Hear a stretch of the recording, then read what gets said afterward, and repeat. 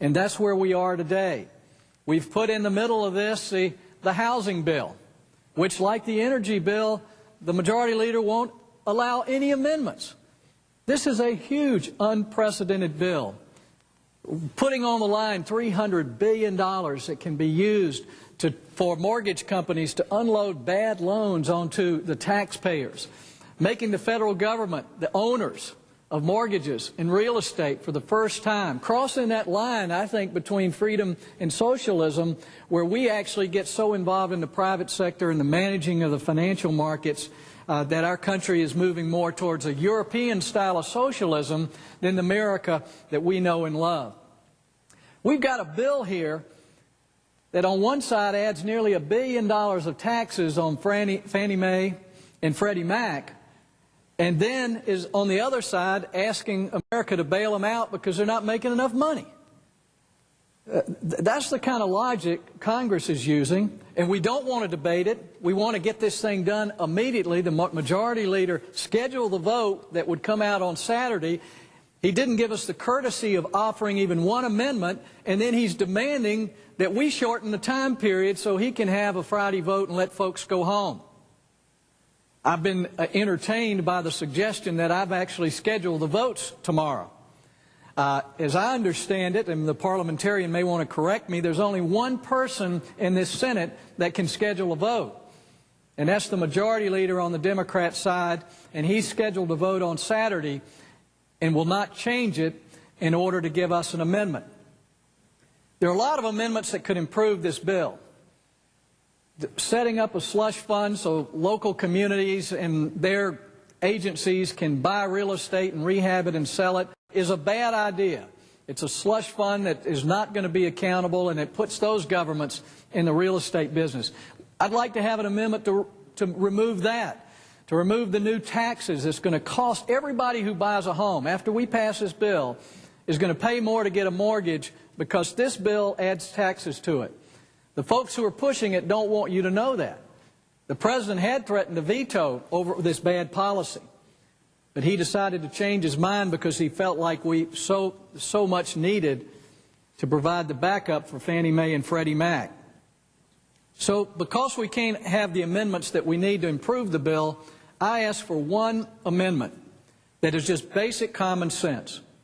We've seen in the Wall Street Journal and publications all over the country the growing suspicion that the fact that the reforms that were needed for Fannie Mae and Freddie Mac over the last 10 years were not even talked about in Congress because of so many political contributions to congressmen and senators. Now, we don't like to think that about ourselves, but there's a reason that Fannie Mae and Freddie Mac spent over $200 million over the last 10 years on campaign contributions to those of us here in the House and the Senate, and they got something for it. They got left alone, and they grew out of control. They grew into a big monster that now we say they're too big to fail. If we let them fail, they're going to bring down the whole American economy. So we've got to put the whole the American taxpayer behind them with an open checkbook to write any check that's needed to keep them in business. That's what we're being told in this bill right now. If we're going to do that, if we're going to make the American taxpayer stand behind these companies, then there's one common sense thing we can do to keep it more open and honest. These organizations that are now guaranteed by the American taxpayer should no longer be able to spend millions of dollars buying influence in Congress. That's a conflict of interest. My amendment would simply stop the political activity, the lobbying, and the contributions of these organizations, which are now a part of the federal government because of this explicit guarantee. That's the only amendment I asked for.